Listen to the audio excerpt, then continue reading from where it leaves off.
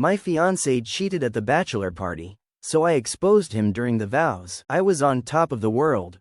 My wedding day was just a week away, and everything was falling into place. The dress fit like a dream, the venue was stunning, and every detail seemed to scream perfection. I'd spent months preparing for this moment, marrying the love of my life. But as the old saying goes, perfection is often just an illusion. The unraveling began with a single notification on my phone. It was a message from my best friend, Natalie, who had been at my fiancé's bachelor party the night before. At first, I thought she might be texting about some last-minute wedding detail. Instead, her words froze me in place. "I don't know how to tell you this," her message began, "but I can't stay silent. You deserve to know." Attached were pictures and videos. My hands shook as I opened the first one.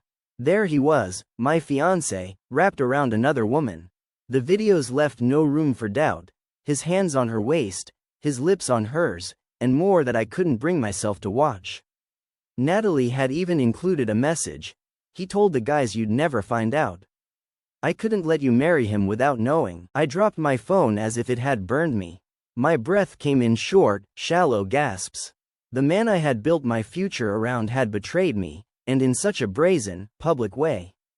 I wanted to scream, to cry, to lash out, but instead, I sat there, numb, staring at the pieces of my life scattered around me. The days that followed were a blur of heartbreak and rage. I couldn't eat, couldn't sleep, couldn't think about anything except those videos and what they meant. Every memory of us together now felt tainted, every promise he'd made a lie. I considered calling off the wedding quietly, walking away with whatever dignity I had left. But the thought of him getting away with it, moving on without any consequences, made my blood boil. That's when a new idea took root in my mind. If he could humiliate me so casually, why shouldn't I return the favor? But not with shouting, tears, or drama. No, I wanted to show him what betrayal really felt like, on the grandest stage possible. I spent the next few days planning every detail. My resolve hardened with each passing hour. I wasn't going to let him off easy. This wasn't just about revenge, it was about reclaiming my power, showing him, and myself, that I was stronger than his deceit. The morning of the wedding dawned bright and clear, a cruel contrast to the storm brewing inside me. I woke early, determined to play my part to perfection. I smiled at the hairstylist, laughed with my bridesmaids, and let the makeup artist work her magic. Outwardly, I was the picture of a blissful bride. Inside, I was a volcano ready to erupt. My fiancé arrived at the venue looking every bit the charming, handsome man I had fallen in love with. He kissed my cheek and told me I looked beautiful, his eyes crinkling at the corners in the way that used to make my heart flutter. But now, all I could see was the man from the videos, the liar who had shattered my trust. The ceremony began, and the church was packed with friends and family. My parents beamed at me from the front row, unaware of the storm about to hit. My heart pounded as I walked down the aisle, each step a countdown to the moment I'd been planning for days. We reached the altar, and the pastor began the ceremony. His words washed over me, barely registering as I focused on the phone tucked into the bouquet I was holding. When it was time to exchange vows, my fiancé went first. He spoke about love, commitment, and building a life together, his voice steady and full of emotion. I wanted to laugh at the irony. Then it was my turn. I took a deep breath, steadying myself.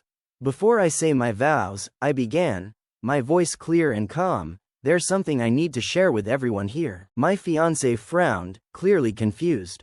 The guests murmured, wondering what was happening. I pulled my phone from the bouquet and turned to the crowd. "This isn't the wedding day I thought I'd have," I said, holding the phone up. "Because the man standing beside me isn't who I thought he was." I tapped the screen, and the church filled with the sound of laughter and music from the bachelor party. The video began playing on the large screen behind us, showing my fiancé's betrayal in all its glory.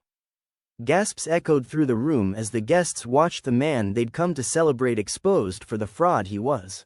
My fiancé turned pale, his mouth opening and closing as he struggled to find words. What is this?" He stammered, his voice barely audible. This, I said, my voice icy, is the truth. The truth about the man who promised to love and honor me but couldn't even make it to the wedding without breaking those vows. The room was silent, save for the video playing in the background. My fiancé's parents looked mortified, their faces red with shame. My friends exchanged wide-eyed glances, some of them stifling laughter. And Natalie, my best friend, gave me a subtle nod of support from the third row. My fiancé tried to reach for me, desperation written all over his face. Please, let me explain. Don't, I interrupted, stepping back. You've already said enough. And so have I. I turned to the guests, my voice steady and composed. Thank you all for coming today. I know this isn't the celebration you were expecting, but I felt it was important to start this new chapter of my life with honesty. I placed the bouquet on the altar, removed my engagement ring, and set it beside the flowers. Then, without another word, I walked down the aisle, head held high, leaving him standing there in front of everyone. The fallout from that day was swift and dramatic. The story spread like wildfire, with whispers and rumors making their way through our social circles. Some people called me vindictive, saying I should have handled things privately. But most applauded my courage, praising me for standing up for myself in such a bold way. My fiancé, or rather, my ex-fiancé, tried to reach out in the weeks that followed. He sent flowers, called incessantly, and even showed up at my apartment once, begging for a chance to explain. But I was done listening to his excuses. He'd made his choices, and now he had to live with the consequences. In the months that followed, I focused on healing. I threw myself into work, traveled to places I'd always wanted to see, and surrounded myself with people who truly cared about me. It wasn't easy. There were nights when the pain felt unbearable, when I questioned if I'd done the right thing. But over time, the wounds began to heal, and I started to feel like myself again. Looking back, I don't regret a thing. That day wasn't just about exposing his betrayal. It was about reclaiming my narrative, taking back the power he had tried to steal from me. It was messy, it was painful, but it was also liberating. Because in the end, the person who betrayed me taught me the most important lesson of all. I deserve better. I deserve honesty, respect, and love, and I'll never settle for anything less again.